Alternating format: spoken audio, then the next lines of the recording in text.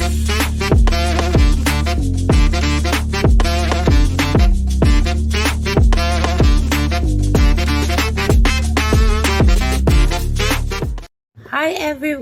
everyone, Eid Mubarak.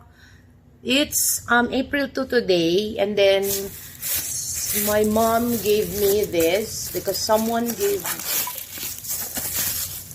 her this also. So binigay sa akin kasi daw hindi naman na nakain. So akin na lang. It's from Becky's Bakery.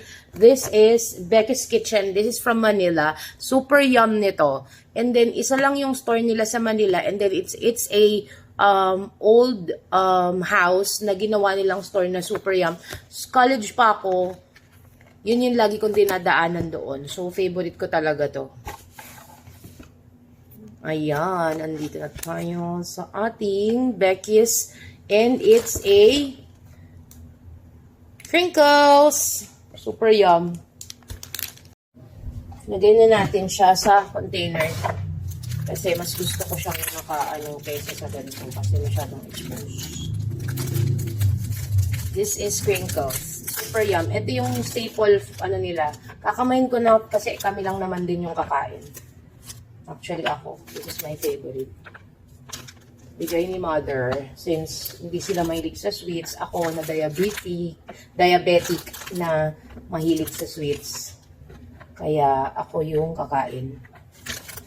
Alam ni mother na yung anak niya ay diabetic na matigas ang ulo.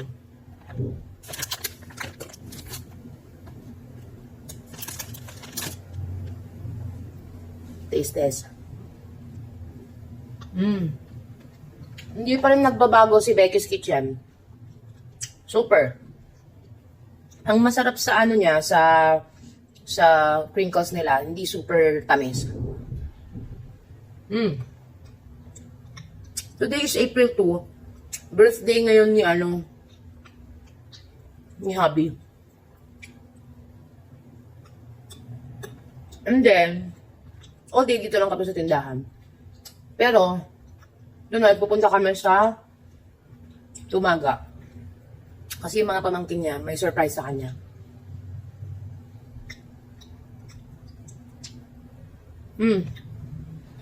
Alam nyo, mapapapak ko lang ito ng mapapapak. Ang kanilang kitchen, Becky's Kitchen is in P.O. Campo, formerly Vito Cruz, corner Bautista Street, Singalong, Manila. Yun, ayun lang yung nag-iisang store nila. Super. Ito yung masasabi kong business or shop na hindi sila nag-branch out or nag-widen ng kanilang market kasi nga sila yung hinahanap ng tao, hindi yung sila yung humahabol sa tao. Sila yung pupuntahan and then every day sold out. Tapos masarap din yung isang cake nila na white cake. I forgot kung ano yung pangalan pero super yum din yun. Pero itong crinkles, ito yung super. Bago pa nagkaroon ng kontis, may Becky's na. May nakalagay yan since what year? Hindi ko lang matandaan. Wala dito eh. Let's check. College pa ako kasi may friend akong nakatira dun sa Bautista. So alam ko talaga tong Becky's Kitchen kasi dinadaanan ko to kapag sasakay na ako ng jeep pa uwi. Ayan. Bake shop siya. In P.O. Campo. Ayan, 7 a.m. to 7 p.m. ang kanilang office hours.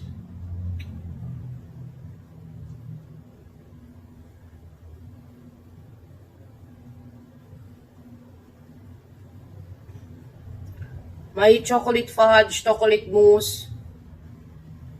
Ay, naku, nakakaloka.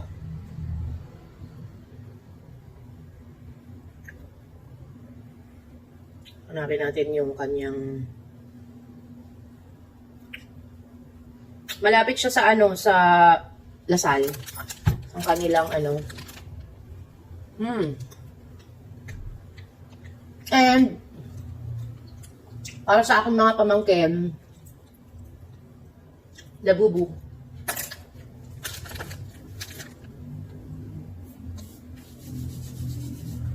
Actually, yesterday, nandun kami sa bahay ni na mother.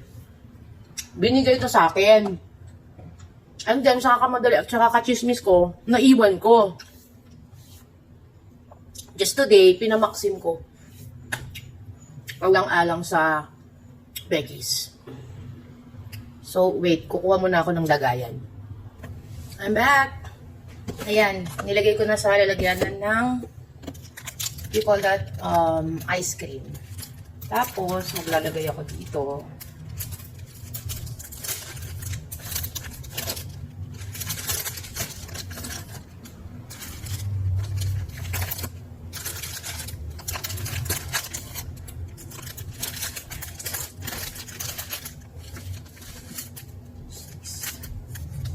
Six pieces.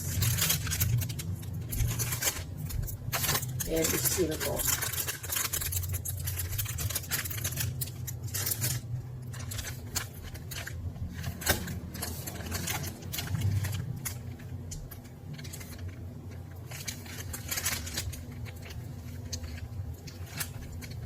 Sorry guys. Hindi ako makapagpigil. Kasi, yung crinkles niya hindi matigas na matigas. May mga crinkles kasi, di ba, super tigas. Ito hindi. Meron lang konting crunch, pero yung loob niya. The best, ang crinkles ng Becky's.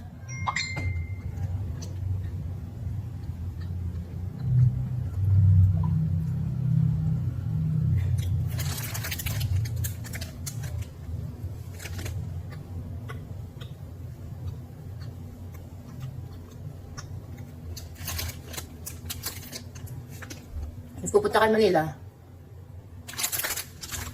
at ang bilhin nyo.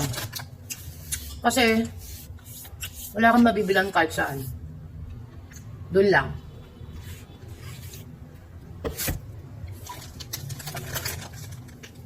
Grabe, ang hirap tumigil sa pagkain.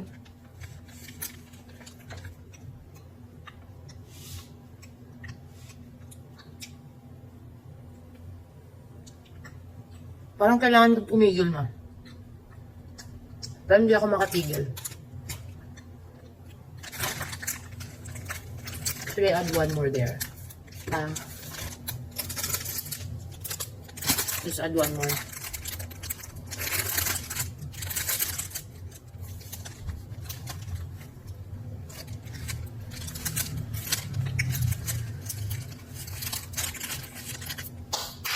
Now it's 7 pieces.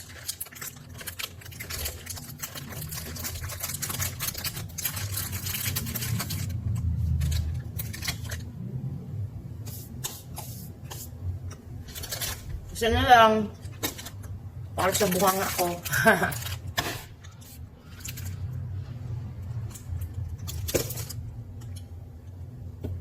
Nung sa akin, I think ilalagay ko sa ref. Parang mas masarap if ilalagay sa ref. Feeling ko lang. Hindi ko pa naman na-try kasi lagi naman kasi room temperature lang kinakain ko. Ng crinkles.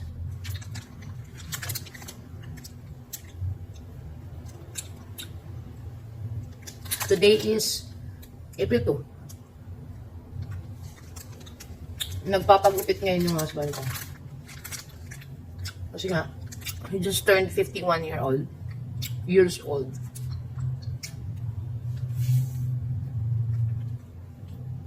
Guys, don't judge me.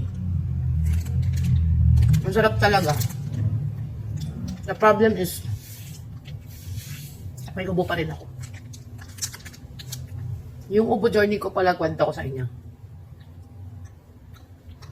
Medyo nahirapan kasi akong uminom ng gamot kasi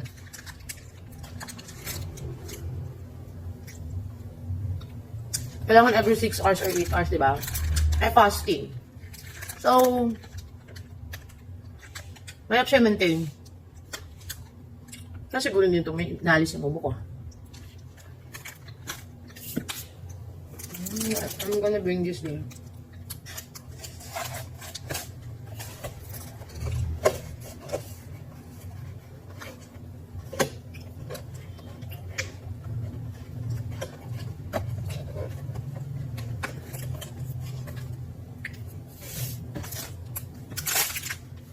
Thank you sa pagsama sa akin, sa pagkain at pag-unbox ng ating Becky's Kitchen Crinkles. Bili na kayo guys, super yum. Sa Manila lang to meron.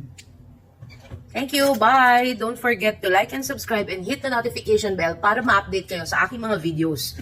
Maraming videos na upcoming. Sorry guys, hindi ako nakapag-upload.